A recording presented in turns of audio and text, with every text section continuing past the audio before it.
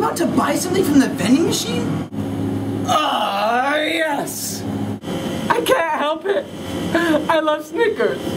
You cannot let your emotions control your spending. Recognizing the emotional and psychological factors that influence your financial decisions is the very first step in taking control of your financial problems. The second step is budgeting.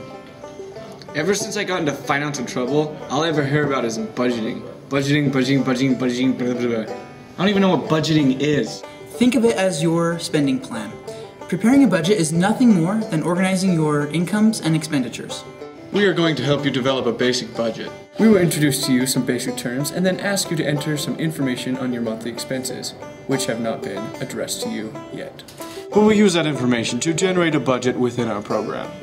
We will refer to 4 types of expenses: fixed monthly, variable monthly, periodic, and discretionary. Fixed expenses are expenses that stay the same every month. For example, your car payment, your mortgage payment or rent payment, and even child support are all examples of a fixed expense. Variable expenses are expenses that happen every month, but the amount varies month to month. For example, food or electrical bill. Periodic expenses are expenditures that do not occur every month, but will occur sometime. Vehicle registration is an example of an annual expense that falls into the periodic expense category. Medical expenses and vehicle maintenance are expenses that may occur at any time, but also fall within the periodic expense category. Discretionary expenses are wants. They are not essential for sustaining life and for maintaining employment. Within each of these 4 types of expenses are items that are needs. Expenditures you must make, And wants are expenditures that you would like to make. Generally, discretionary expenses are the things you want, and not necessarily things you need.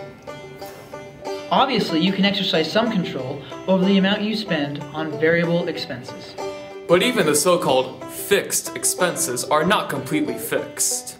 For example, your house payment may not change from month to month, but you can refinance to get a lower mortgage payment. Your car payment may be the same every month, but you can always trade in your car for a lower payment.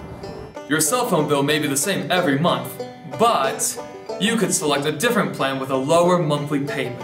One of the major differences between fixed and variable expenses is how quickly you can change your expenses to suit your needs. Keep this difference between fixed and variable expenses in mind as we review your spending plan later, and think about ways you can reduce your spending in the future.